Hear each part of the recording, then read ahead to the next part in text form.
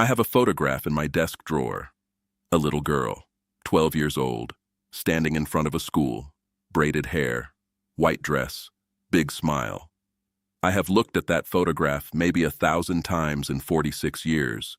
I have never once tried to find her. Last April she found me, and the first thing she said when I opened the door was, "My mother wanted me to give you something." My name is Walter James Briggs, 80 years old, Macon, Georgia. I have a son named Thomas, a dog named Earl, a house that is quiet in the way that houses get quiet when the people who filled them are gone. But to tell you this story right, I have to take you back. Birmingham, Alabama, 1964. I was 19 years old, and the city was still smoking from what they'd done to the 16th Street Baptist Church the year before. 4 little girls on a Sunday morning. I lived 6 blocks away. I heard it. You don't forget a sound like that. It changes something in your chest that never fully changes back. I was going to the movement meetings by then, not brave enough to be at the front of anything, but present, angry, trying to figure out what a young black man in Birmingham was supposed to do with the amount of feeling that was accumulating inside him. That's where I met Eleanor. Eleanor May Whitfield, 20 years old, white. From a neighborhood in Homewood where the lawns were neat and the opinions were quieter than the beliefs behind them. She had no business being at those meetings. She was there every week, 3rd row, notebook in her lap, writing things down like she was trying to memorize them before someone took them away. I noticed her the way you notice something that doesn't fit, not with suspicion, with something closer to recognition. Like I had been waiting for that specific wrong thing, and there it was. By February of 1965, I loved her. I knew exactly what that meant. In Alabama in 1965, what Eleanor and I were doing wasn't just dangerous. It was against the law, not metaphorically, literally, against an actual law with an actual punishment. I want you to feel what it was like to love someone and know that the state you lived in considered that love a crime. To sit across a table from a person and feel something true and real and human, and know that the wrong person seeing you could end both your lives. That's not a metaphor. That's Tuesday afternoon in Birmingham in 1965. In June, she told me she was pregnant. We were parked on a dirt road outside the city where nobody would find us. She said it quietly, the way you say something when you've been carrying it alone for 2 weeks, and you finally can't carry it alone anymore. I didn't speak for a long time.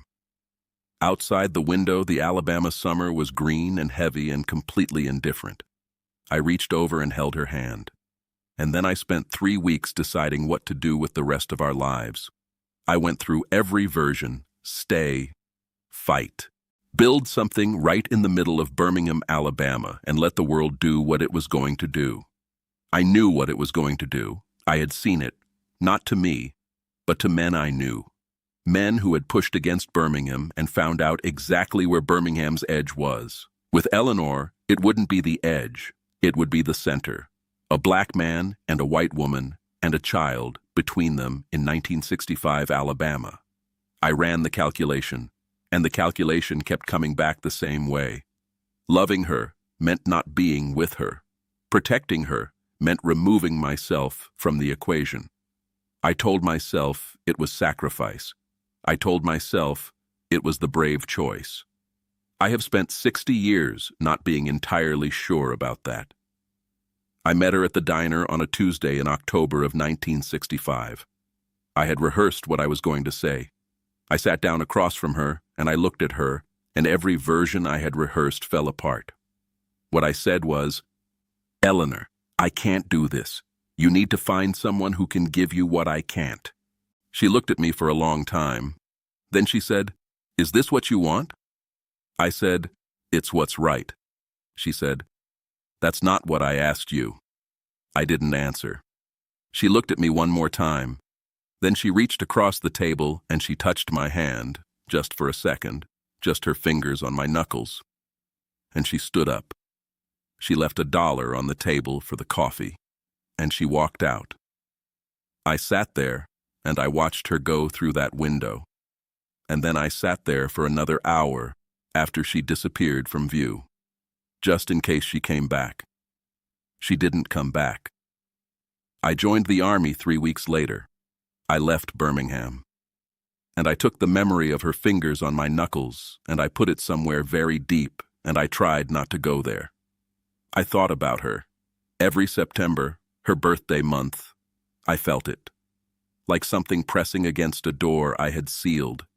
And in 1971, I made a decision I have never told anyone.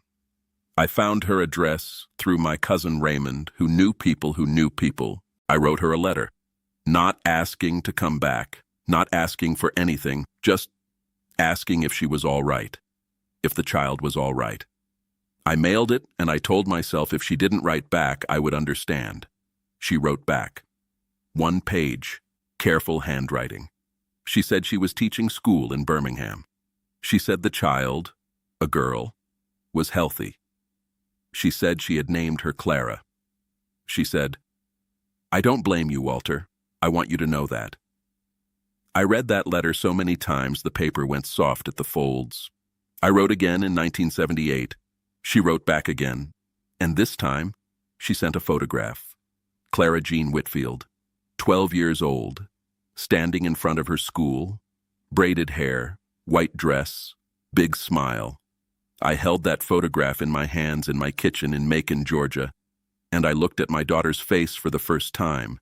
She had Eleanor's eyes, and something around the jaw that I recognized from the mirror. I put the photograph in my desk drawer, and I did not write back. I want you to sit with that. I saw her face. I knew where she was. I had an address, and I put the photograph in a drawer, and I chose not to know her. I told myself it was still the same calculation, that showing up would disrupt the life she had built, that she didn't need me appearing with my complications and my past and my reasons. But that wasn't the whole truth. The whole truth was simpler and uglier. I was afraid. Not of Birmingham anymore. Not of the law or the danger. Just afraid. Afraid she would look at me the way I sometimes looked at my own father, with that particular cold recognition of a man who was absent when he was needed. I put the photograph in the drawer. I wrote one more letter to Eleanor in 1989. I said, "I think about Clara. I don't have the right to, but I do. I hope she knows she came from something real." Eleanor wrote back one last time. She said, "She knows." And then the letters stopped. And I didn't know if they stopped because Eleanor had decided to stop, or because something had happened. 21 years of silence, and the photograph in my drawer. My granddaughter gave me the DNA test last Christmas. The results came back in February. I opened them on a Wednesday morning. Thomas, 50%, my son, where he should be. And below him, Clara Jean Whitfield, 47%, Atlanta, Georgia, 59 years old. I stared at that name for a long time. She had been looking, and the database had done what I spent 60 years refusing to do. It had found her, or found me.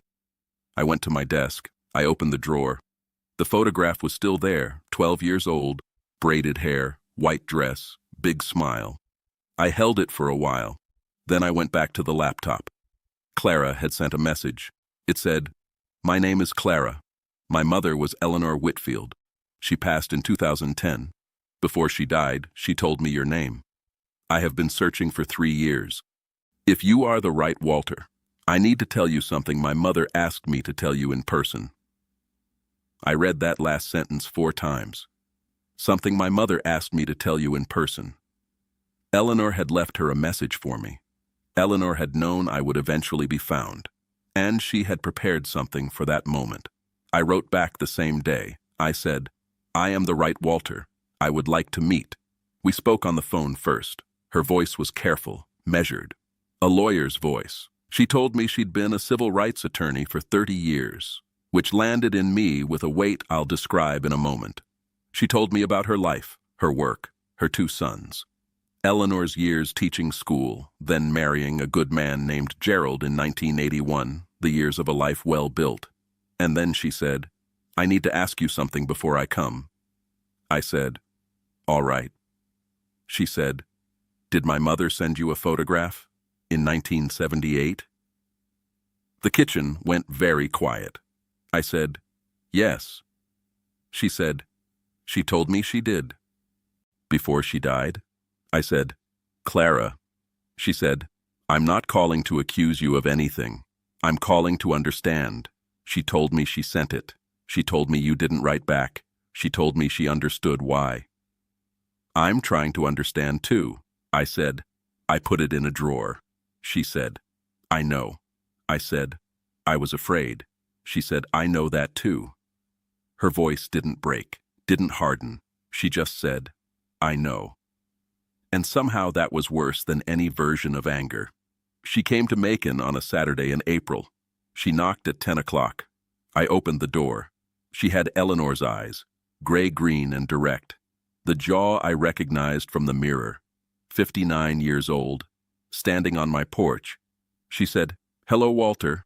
I said, hello, Clara. She came inside. Earl made his assessment and approved of her, which told me what I needed to know. She sat down at the kitchen table. She reached into her bag. She put a journal on the table between us. She said, she left this for me. She said there was something in it that belonged to you, last entry. She asked me to read it to you in person. I said, you don't have to. She said, she asked me to. I do the things my mother asked me to. She opened it to the last page. The handwriting was shaky, illness in it. She read, Walter, if Clara is reading this to you, it means she found you and you let her in. I knew you would. I always knew that when the moment finally came, you wouldn't close the door. I want you to know something I never said in any of the letters. I understood why you left. I understood it then, and I have never stopped understanding it. You were 19 years old in Birmingham, Alabama, and you looked at what the world was, and you made a calculation about how to protect me. You were not wrong about the danger. You were not a coward. You were a boy who loved me in the only way he thought was safe. But here is what I want you to know. I sent you Clara's photograph in 1978 because I wanted you to see her, not to bring you back, not to ask you for anything. I wanted you to see what we made and know it was good. When you didn't write back, I won't pretend it didn't hurt. It did, but I also knew you had seen her, and I knew that photograph went somewhere you would keep it. I knew you because I had loved you, and I knew the photograph was not nothing to you. It was everything. You just didn't know what to do with everything. Walter, you have kept that photograph for 46 years. That is not the act of a man who walked away. That is the act of a man who stayed the only way he knew how. I forgave you a long time ago. Now forgive yourself and take care of our girl, Eleanor. Clara closed the journal. She put it on the table. She looked at me. I could not speak. Earl had come to my chair at some point and put his chin on my knee, and I had one hand on his head, and I was aware of that hand because it was the only part of me that felt real. Clara said, she spent 45 years making sure I didn't grow up angry at you. Every time I asked about my biological father, she said the same thing.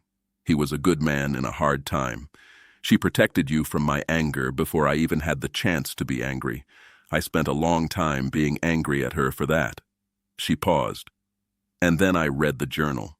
And I understood that she wasn't protecting you. She was protecting me. She knew that carrying anger at a man I'd never met would hollow me out. She didn't want that for me. She wanted me to find you and see you clearly. Not as the man who left, but as the man who kept the photograph. She looked at me steadily. I see you clearly, Walter.